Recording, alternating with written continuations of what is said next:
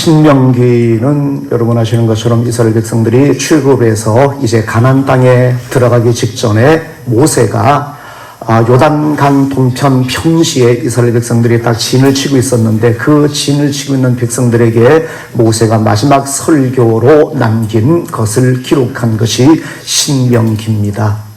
이제 너희들이 이제 좀 있으면 요단강을 건너서 가나안 땅에 들어가서 살아갈 텐데 이렇게 하나님을 섬기며 살아가야 될 것이다라고 마지막 설교 같은 말씀을 기록한 것이 신명기의 내용입니다.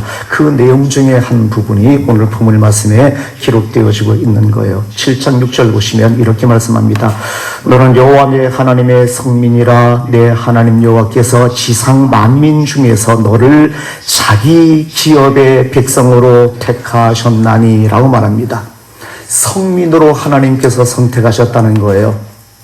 하나님께서 지상 많은 나라 많은 민족 중에서 특별히 너희들을 하나님의 백성으로 선택하셨다는 얘기입니다. 다른 말로 말하면 선민이란 얘기예요. 오늘 본문 말씀의 성민은 거룩할 성자, 백성민자에서 거룩한 백성이다. 하나님의 백성이라는 의미로 기록되어지고 있는 그런 단어인데, 자, 이스라엘 백성들은 이런 말씀에 입각해서 자기들을 선민이라는 어떤 그런 의식을 갖고 있어요. 하나님 앞에 선택된 백성이다. 수많은 민족들이 있는데 특별히 하나님께서 자기들을 하나님의 백성, 자기들의 하나님으로 자기들을 선택하셨다라고 해서 선민, 고를 선자해서 골랐다. 그래서 선민이라는 그런 의식을 갖고 있어요. 상당히 강해요. 이것이 처음에는 이 하나님께서 이스라엘 백성들을 아브라함 후손 통해서 뭔가 하나님의 백성으로 삼았던 것은 이방 모든 민족들에게 하나님의 복을 나눠줄 수 있는 통로로서의 역할로서 이스라엘 백성들을 선택하신 것이었는데, 이 사람들은, 이 유대인들이 이스라엘 백성들을 받아들이기를 하나님은 내 하나님이야, 이방 민족들의 하나님이 될 수가 없고 하나님은 특별히 우리의 하나님이시기 때문에 나만 하나님의 은혜를 받을 수 있고 나만 하나님의 자녀고 우리만 하나님 앞에 구원을 받을 수 있는 사람이야, 우리 외에는 다 이방인이야, 하나님의 은총이 없는, 하나님의 사랑을 받을 수 없는, 하나님의 구원이 없는 그런 사람들이야, 우리만 하나님의 자녀야라는, 하나님의 백성이야라는 그런 의식을 갖고 살았어요.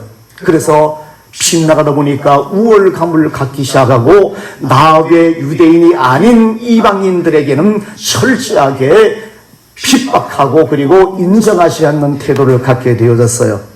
선민의식이라는 얘기예요. 하나님께서 우리만 하나님의 자녀로 삼아주셨다라는 그런 의식이 상당히 강했어요.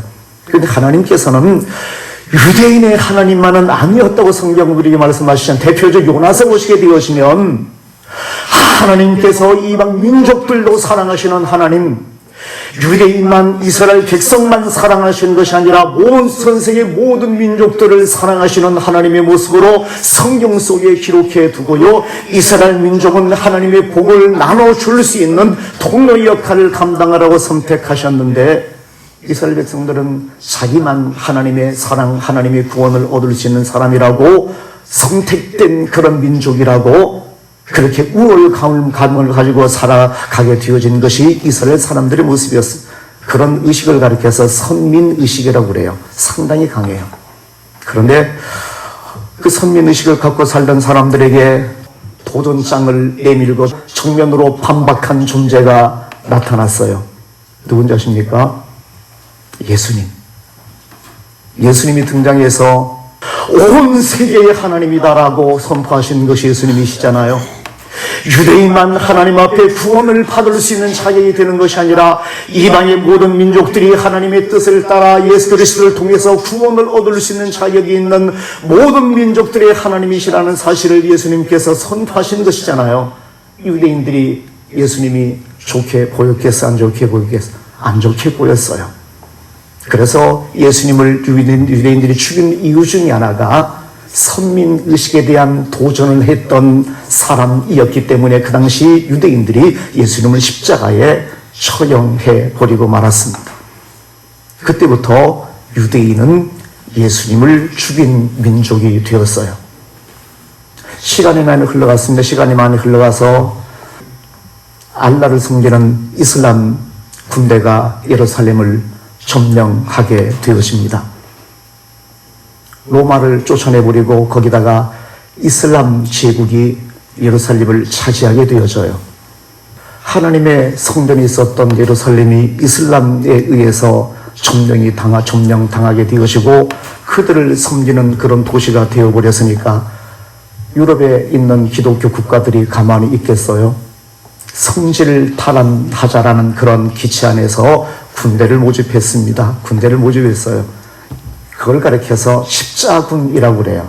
그 전쟁을 가리켜서 십자군 전쟁이라고 그래요.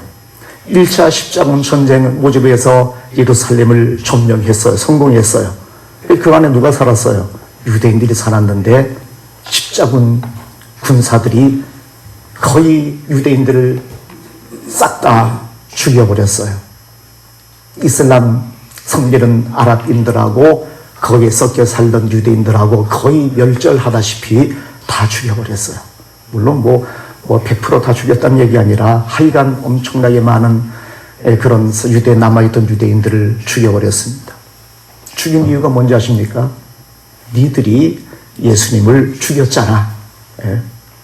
유대인 너희들이 예수님을 죽였잖아. 너희들은 예수님을 죽인 민족이야. 너희들 살려줄 수가 없어. 라고 해서 십자군에 성공했던 1차 십자군 전쟁 때 예루살렘을 점령하고 난 다음에 거기 살고 있던 유대인들을 거의 다 죽여버렸습니다.